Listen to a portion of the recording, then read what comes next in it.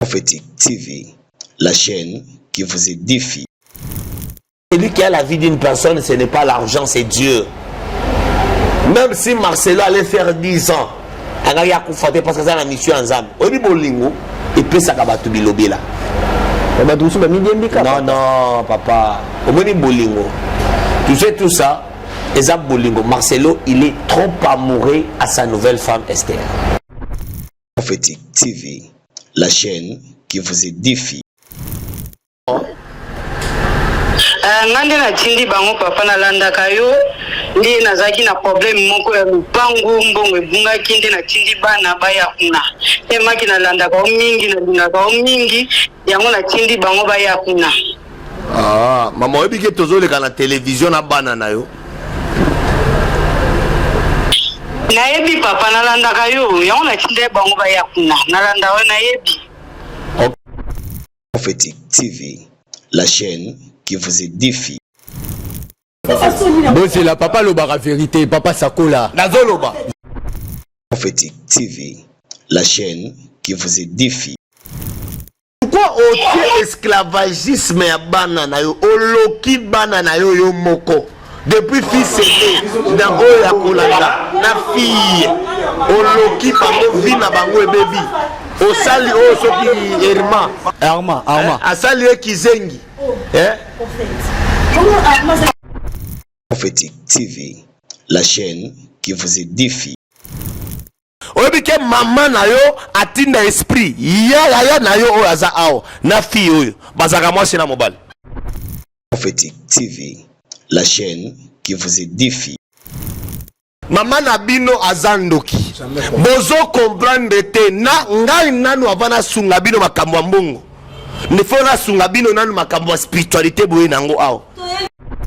Prophétique TV, la chaîne qui vous édifie.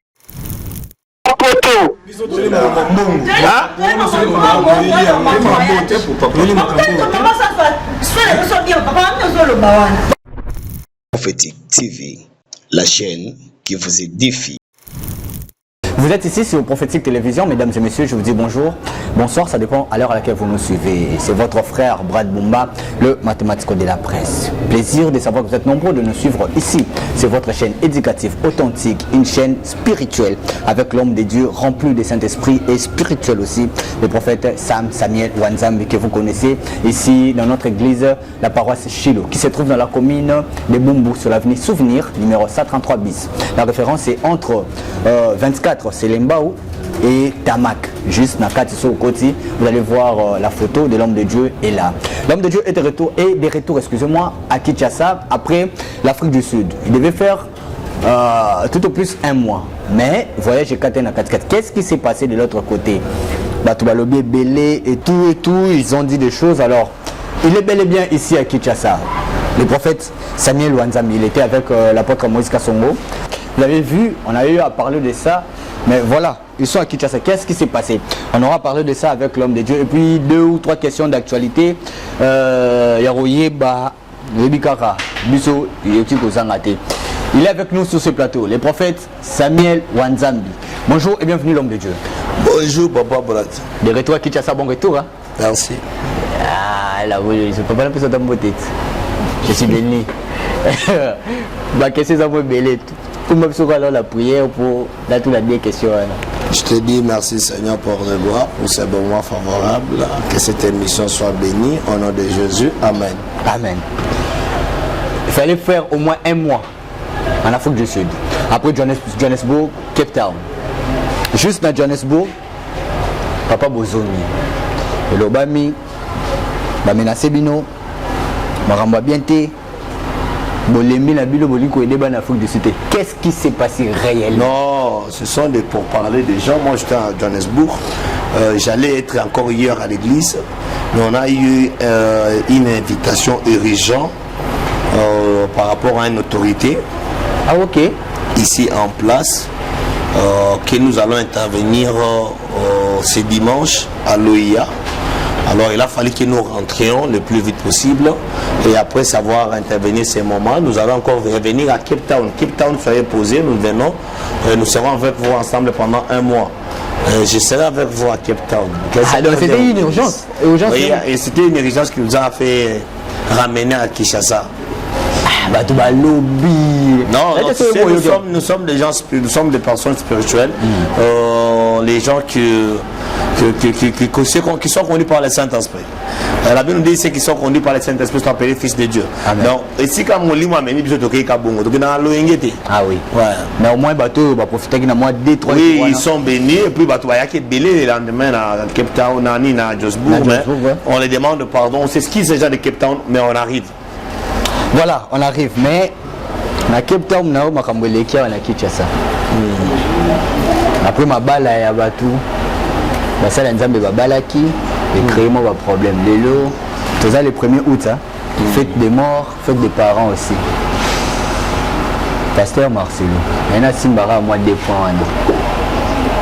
Après les balles à naïe, après une année, il fallait pas balle à nano.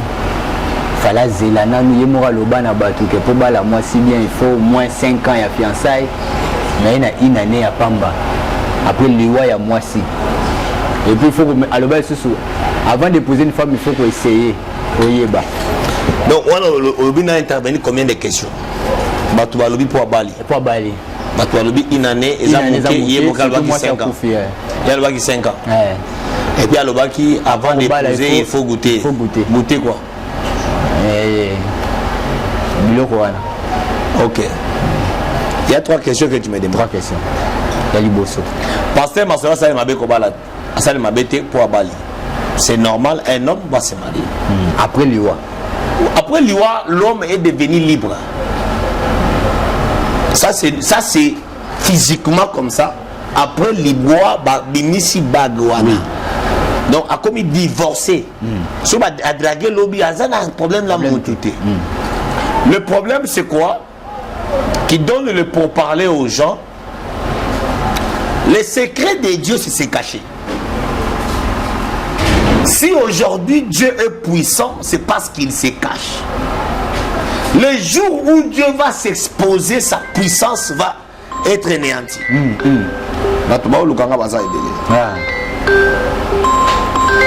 Moi, c'est la casse, c'est cette émission. Alléluia. Amen. Le secret de Dieu, c'est se cacher. Tu vois un peu ça? Après la mort de Marcelo était... Après la mort de la femme de Marcelo était devant un Goliath. C'est qui le Goliath? Le nouveau mariage. Ah ok. C'était un Goliath, un obstacle de Marcelo. Maintenant, pour faire tomber Goliath, il faut avoir 5 pierres. Et ces pierres-là ne seront pas exposées, mais seront cachées. Avant, tu comprends. Vous comprenez un peu ça? Ces pierres-là, il faut les cacher. Tu sais ce qui a tué Marcelo aujourd'hui, l'homme de Dieu Marcelo? C'est parce qu'il a voulu s'exposer. La première des choses, il a trop exposé sa femme Maman Blanche. Jusqu'à tel point, là moi je veux prêcher, je suis avec ma femme, je suis comme ça. C'est bien, tu glorifies ta femme, mais où? À la chair. La chair, ce n'est pas le lieu où on peut se glorifier nos femmes, glorifier nos richesses. Ça, ce n'est pas la spiritualité. Ça, c'est l'abomination contre le Seigneur. À la chair, on glorifie seulement le Seigneur. Et c'est fini. Et tu vois, quand j'ai aimé Blanche, elle n'avait pas de taille. Aujourd'hui, elle a des BBL originales. Sur la chair, ça c'est exposé. Et quand tu exposes ta femme, tu n'as pas caché. Ça fait quand elle est morte. Tu t'es déjà exposé. Quand tu t'es exposé, tu as déjà parlé. Et la femme est morte. Et quand la femme est morte, il faut garder silence. C'est ce qui a manqué notre frère Marcelo. C'est un frère dans le Seigneur. Ah, pasteur Marcelo. C'est le frère dans le Seigneur. Le Seigneur nous recommande de s'appeler frère. Pas pasteur. Alumi. Maintenant, il s'est exposé. En exposant, c'est quoi? Les gens ont pris un langage, le langage de Marcelo qu'il a dit non, avant de marier, il faut 5 ans. Tu vois tout ça? il faut se poser c'est quel contexte qu'il parlait de ça. Il y a des choses comme père, tu peux donner aux enfants par rapport à ton expérience. Il disait ça aux jeunes mariés, mais Marcelo n'est pas jeune marié, il est un ancien marié, il connaît l'expérience du mariage, même s'il il épouse après 6 mois, il va rester avec une femme, parce qu'il a resté avec une femme parmi une vingtaine d'années. Vous comprenez un peu ça? Mais pour un jeune marié, il a raison. On ne peut pas imposer Marcelo 5 ans parce qu'il n'est pas jeune marié. Abi, moi si on est bomonier awa, un jeune zambati. Non, non, elle n'a pas un ange, c'est une personne. Non, non, elle ne sera même pas semblable à un ange. Esther, c'est une belle femme que Marcelo a aimée. Tu sais, Yoka, tu sais que l'amour. Yoka, non, non, il ne pourrait pas mourir. C'est lui qui a la. Non, non, si Marcelo allait mourir, même le lendemain, après d'abord Blanche mourir, là, Marcelo allait mourir le lendemain. Celui qui a la vie d'une personne, ce n'est pas l'amour. Celui qui a la vie d'une personne, ce n'est pas l'argent, c'est Dieu.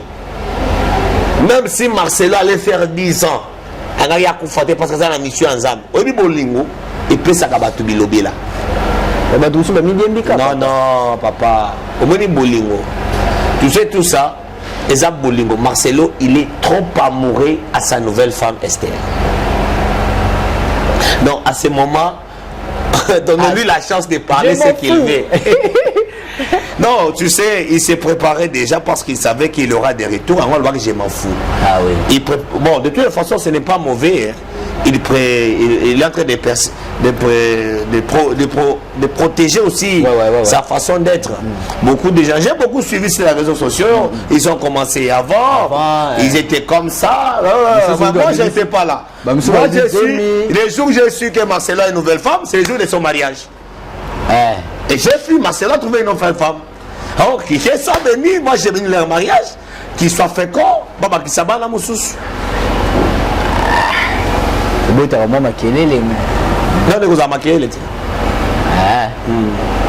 Voilà, merci beaucoup l'homme de Dieu. Et aux amaqués, sauf que je vais demander conseil gratuit.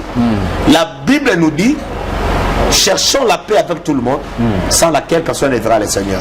Ce qui est là, mon frère Marcelo, Pasteur Marcelo, c'est mon frère.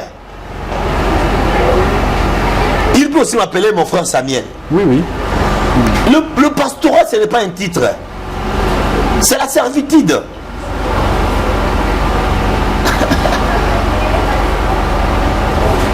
Ok. On va se dire.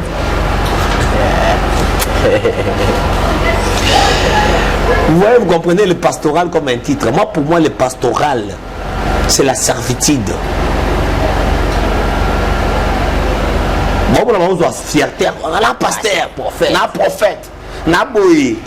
Non, comme on a gagné na balabala, na zomi komisa na za fulani. Jamais. Au moins, on a gagné na za la simple. Ninge na za la simple. Et pour toi, oui, bagana na za prophète na balabala, c'est difficile. Oh oui, c'était habillement bien souci. Côté, voilà déjà. Voilà, il est temps pour nous de suivre quelques transitions d'abus parce qu'il y a des gens qui sont venus vous chercher. Les lots n'habitez ton yoya qui bateau koutia. Papa. Non, non. Non. Tu sais? Et moi, on dirait, on va filer le. On va balayer les voyages. On va filer l'église. Non, Yoka, il y a une chose que les gens ne comprennent pas. Élie l'Élysée. Là où Élie est encore. Élysée, il faut c'est la Élie qui n'est pas tiré là au manteau. Pierre, au possible Makabila Mba, j'ai hésité sur qui a mati l'eau la tia, c'est quoi il a noté. Bon. Azana Thomas aux balles. Oh. Là, nous confité. Alors, le Dieu. Bat-toi là, non mais. Non, ils ont compris que leur père est venu et ils sont venus m'accueillir. Voilà, merci beaucoup. On va recevoir nos invités. Élie est là. Élie n'est pas mort, Élie n'a pas matité. Abati qu'il a eu la malle. Zara Nanzela ou Kende Carmel. Fuyo Landaka Élie Nassi. Zara la Sewa. Suivant la transition, le temps pour nous de faire entrer nos invités et on se retrouve tout juste après. Prophétique TV, la chaîne qui vous édifie. Voilà, de retour sur ce plateau, mesdames et messieurs, on est avec nos invités, Oyo Bayaki, Koluka Papa, parmi Bato Bayaki, tant d'autres, M. Soubazaki Nabiro, Oyo. Il fallait les cas la consultation en direct na TV. Alors, tu reçois mon qu'on a bango. Nabi Gabozo, quand micro c'est bon. Voilà. De Kotozani Awa, n'a pas si on beauté. Beauté papa. Bonne santé. Santé malam. Combonan. Combonan frère Armand. Frère Armand. Ah d'accord. Déco, beauté. Ouais, beauté. Musicana. Un mission. Ah d'accord. Comment on a? Aussi. Rossi. Ouais. Ah d'accord. Maman?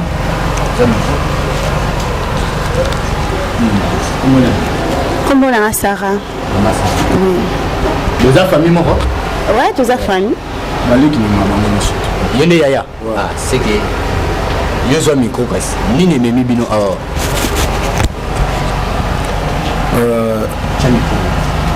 Tozaki na tosolai na mama toana makamoko elekela biso na ndako trop mama pesa biso adresse abaki biso toya na bumbu na paroisse Chilo toana paroisse Chilo to kokutana na prophète mais totamboli vraiment trop tozwi tobungi tokende se retrouver ti côté à côté basanef kuna bango bas côté sana voilà tu vas expliquer biso balaxi biso boya na venir souvenir voilà direction ta marque ne beaucoup tout na ba olaxabino yango sali poto koma maman bi paraît qu'il y a déjà asola kinayo orienté c'est pas prophète tout sur la propre marambo zo le ki la biso ndé tout ça boy tout ça vraiment un problème Montréal très grave. Voilà. Maman est on a soigné à Belgique. Ouais, maman a ça en Belgique. Bon, tu m'as dit oui, toi tu as biso misato. Bon, papa, oui. En fait, on a la fouille de suite tant au soleil d'un maman. On a été qui a bien de haut dans Oyamba. Papa Zamba Pambola bino. Amen. Dossier même bino awa ezali kamboni. Parce que consultation prophétique nyonso ezalaka na sujet nango. Boye na sujet nini awa. Bon, base ya sujet na biso vraiment ezake. Nde to boye to comprendre te to uta côté ka lopango. To uta côté ka lopango na biso na niveau installé. Mais subitement maman boye donc mbongo disparaître ezate toujours batté na tout na mutala aussi maman petite sœur Sarah donc yazolo ba a habité. Mais c'est aussi le temps que le pan basi si ba document surtout ba remettre biso mbongo yemta kende na jusqu'à maintenant na minute chaude donc toujours batté qu'est-ce qui se passe. Sœur Sarah, est-ce que tu peux nous expliquer ma maman les années? D'accord papa. Bon, en fait, peut-être que le point où on est na niveau entier. Mais malheureusement, la garde qui me bien, très bien vraiment. Mais malheureusement, on a compris que bon disparaître à Bodon. Jusque là, on a compris que ce qui est l'équipe. Je n'arrive pas à comprendre vraiment. Mais éviter, ça ni donc. Non, ça n'a aucune explication. Ok. C'est combien de fois mon et bon nanda? Il y a belé boy vraiment on décide de sauter comme pas dès le réseau comme ça sur ma casse parce que à plusieurs fois tout bon ça bon dès tellement les qui ont moni vraiment les amants qui et vous il y a au sac à l'eau beauté mon auto te le pang parce que toi dans la procédure ya maramou ya voyager maman ça dans un programme déjà maramou belé date sala qui ba dossier non beauté ka le pang pour un voyage oui maintenant mbongo ya voyage et bungi oui hein oui le baki comme on a Armand ok ça va que le Seigneur Dieu vous bénisse. Est-ce qu'on peut prier? Oui, papa. Dieu de gloire, nous bénissons le Seigneur pour ces moments de gloire avec cette famille. Seigneur, révèle-toi que les ciels soient ouverts au nom puissant de Jésus. Amen. Amen. Awa pas la biso les polélé les émissions pour récitation prophétique ciel ouvert. Donc tant que awa prépare-toi à tout, à la positivité et à la négativité. Et loko ngai na yebi na bombaka et loko te. Maman na oko monene. Evelyne. Ok, merci. Est-ce que bien maman na yo na yokai? Ok. Bien maman na. Pesa téléphone. Bien gaï. Tiens micro na c'est wana pour batuma. On a batuma yoka. Tiens ngo boy simbisa. Kobanga te simbisa ka. Allô, maman. Allô? Oui, maman, bonjour. Allô? Allô, maman, bonjour. Allô, Boni? Naza bien, ayo, hein? Oui, naza bien. Toza na consultation tinda to le cas wa pas pasteur. Toza na sur place à pour la na yo. Ah bon, moni place on pas prophète na tinda bino? To komi déjà, toza déjà. Ça va. C'est bon. Prophète. C'est bon, bon solo là. Maman Evelyne, bonjour. Bonjour papa. Ah, bon, vous allez bien? Oui, bien papa. Ndo tindi bana na yo awa. Ngande na tindi bango papa na landa kayo. Ndi nazaki na problème moko ya lupangu mbongo ebunga kinde na tindi bana baya kuna. Temaki na landa ka mingi na linga ka mingi yango na tindi bango baya kuna. Ah, maman oyebi ke tozoleka na télévision na bana na yo. Nayebi papa na landa kayo yango na tindi bango baya kuna. Na landa we nayebi. Ok. Est-ce que tu bonde la maman? Problème c'est papa. Zambi na makoki nyoso na lobi merci na maman. Oh, tika ete lo le fungwa mais la maman Evelyne na kombo na Yesu. Amen. Maman Evelyne. Amen. Papa. Pourquoi oza na mutema mabe boyi? Mutema mabe? Oui. Parce que eloko ezoka musanga yoka mama. Eloko ozoka mwisanga pona mbongo otindi bana na yo baya kolega consultation prophétique. Mais pona vie na bango okanisa ta mokolo moko te baya kozwa délivrance ya kindoki osalela bango. Papa makambo zoloba nazo yeba te na oyeba to zoloba makambo nini? Oyebi te? Nayebi te ngam na tindi bango pa na yo. Avant nanu na banda kwa makambo ya mbongo mama. Pourquoi otie esclavagisme ya bana na yo oloki bana na yo yo moko depuis fils aîné na oyo ya kolanda na fille oloki bango vi na bango ebebi osali oyo soki Arma asali ekizengi Papa, makambo zoloba nga nazoyeba bango te. Naza bana na nga na tindi bango pa na yo. Ndenge nini na koloka bango? Nazoyeba makambo zoloba te papa. Oyebi yango te? Nayebi makambo zoloba te. Yo osala Herman papa na nga nayebi makambo zoloba te. Yokanga. Yo zandoki Herman oyo osali ye awa akomi impuissant. Herman oza impuissant. Yo osali Herman mobala ya butu.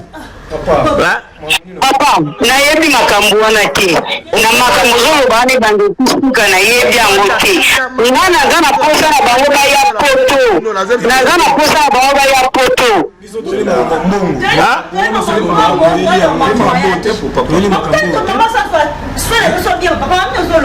Maman mena oso aswa bien. Maman kokana. Olobi? Allô? Akati abel. Maman Nabino azandoki. Bozo comprendre te na ngai nanu avana sunga bino makambo mbongo. Ne fona sunga bino nanu makambo spiritualité boye nango awo. Esalinga pasi komona garçon lokola yo garçon lokola jolie fille lokola yo bosala na buzoba moko eza awo. Bon, c'est la papa le bara vérité, papa Sakola. Nazoloba. Herma Yokanga. Herma Yokanga. Est-ce que yo devant Dieu, j'irai devant Dieu, est-ce que yo télémagal sous? Papa, le putain m'a bé. Na télémagal sous te. O télémagal sous te. Comment na mokoti sango na komo ya maman nde na zomo nango étrange na. Obi? Okoti sa komo ya maman na. Okoti sa komo maman na yo. Maman na yo azandoki. Maman na yo aza femme de nuit na yo. Ah, non. Mais non papa. Ozoboya.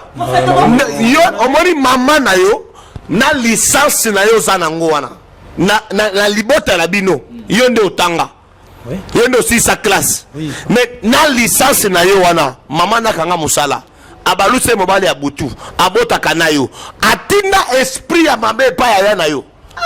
Mais non papa yoka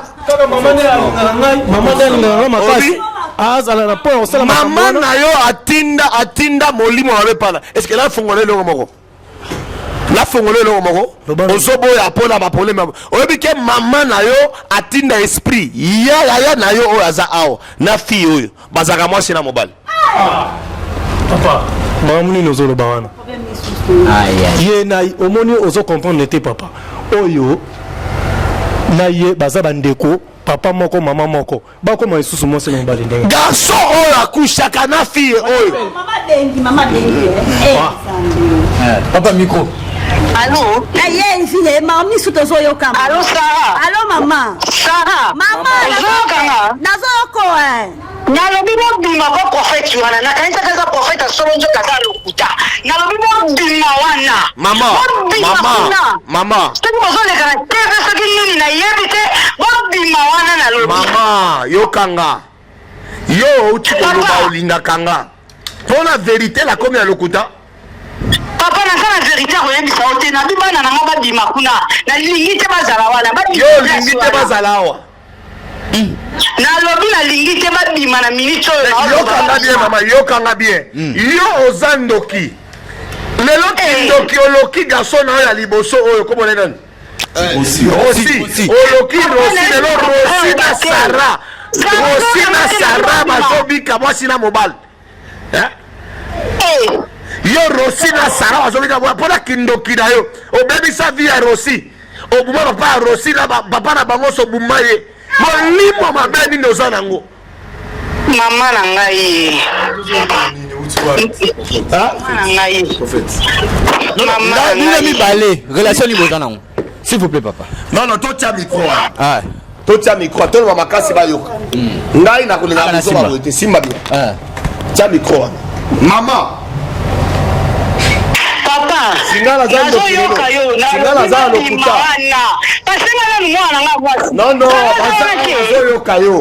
bazoyoka yo abima wana landa bien mama yoka bien yoka nanu mama yoka bana nana libere bango bakini nao libere nalobi badima sikoyo ozoboka koyoka te nini nalobi badima naza na posa koyoka te badima kaka wana kaza bana na nga moko badima allo mama allo yaya nabi mobima wana so ndeko na mwasi bobima so bandeko nobokeni s'il te plaît kobima eza problème te mais na posa oyebisa biso eloko moko nayebi te makambo prophète azoloba toyebi te soki tozongo na sens nini non makambo naza na eloko koyebisa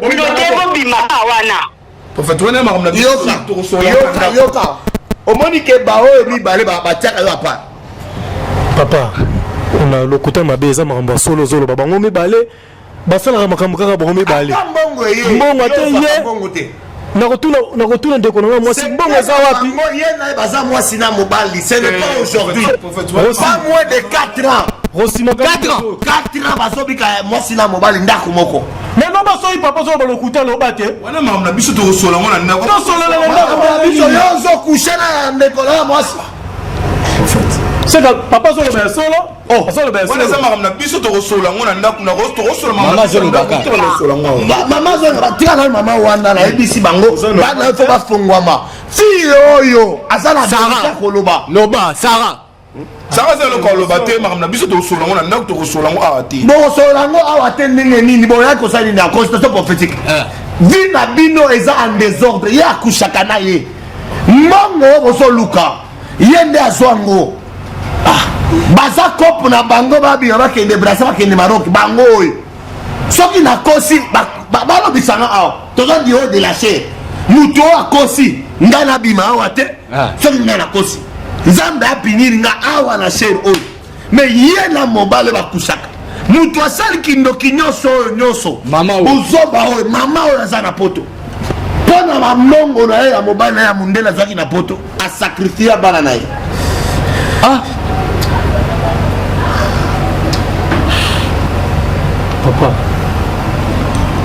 papa namoni makambo sakoli awa bosolo peneza na kati na bandeko na ngai mibale oyo bajouaka ngai nayebaka te na yo koyeba yango ndenge oza wana oza vide oza mobali ya mama na yo ya solo wana papa oza mobali ya mama na yo mama aboti ngai yo yango ozalaka lokola kizengi moko boye mama fongola motema mpo na bana na yo fongola motema papa nayebi te naloba nini soki nazalaki na kisasa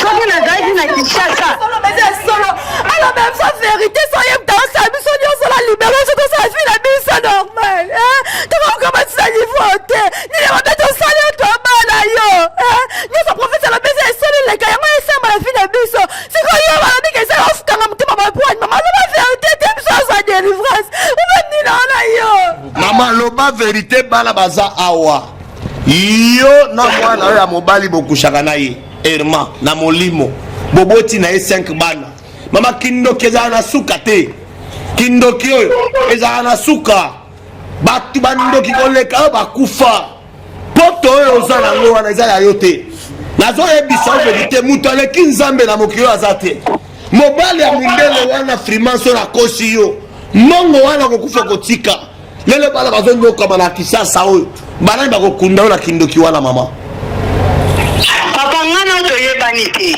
yo oyebi nga tinga mpe nayebi yo te nazoloba na obibiselanga bana na nga kuna bana wana oyo bakobima awa te soki okobingelite olingi toyeba na nga na yo obi nalobi bana na nga babima kuna olobi nini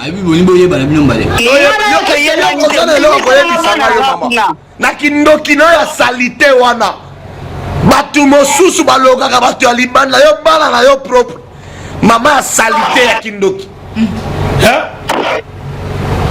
omoni na kindoki wana nazozongisela yo yo moko nakopesa bango te mama yo ndenge oza wana poso nasali ye baba akomimona naobeta azokaza ozala paralize nzoto mobimba nga nde wa nzambe asaka nanga te soki mama atubeli te naobeta ye paralize ti akolela bana ifo bafungwama tala bana oyo mama aboti bana abumi mobali na ye moko mpo abalama na mundele soki papa akufi mama na yebino nde atielaki ye poison na ti ya tongo ye oyo aza mama s'il te plaît nayebi te nga nazoyebisa bino bobima wana bozoyoka te bobake makambo ya poto ekomami bana nga bobima wana olobi bobima boprofete wana bozoyoka te boyoka wana bakobima te aussi tala buzoba tala yo na ndeko bobima boprofete wana kasi ebele na kishasa okokende kolala mwana na leki na yo tala oyo mpe eza pasi qu'est-ce qu'on peut faire pour na bateau il faut délivrance totale il faut délivrance à bana oyo mama ndaloba mama oyo akoloba te tozosala ye eloko moko boye awa mama papa napesi yo dernière chance lolenge oza kotelema na ndako na yo wana na lolenge oza kotelema na ndako wana soki olobi vérité te na okonte jusqu'à 3 eza na bonzambe moko kokwela yo bisika oza okokweya akokweya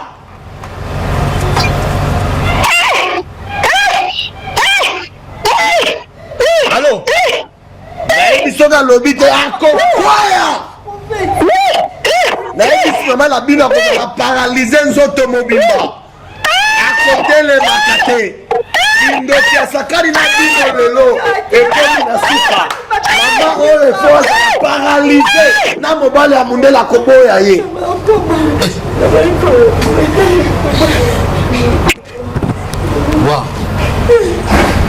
mama esili anyokoli bana oyo tala bango mbongo ebungi te eza bango baza na mbongo dossier eza facile bango nde baza na mbongo sara Est-ce que vous avez un bon côté de l'Omibale? Bon, la vérité. Aussi, Loba. Yo Yaya. Vous faites. Vous allez.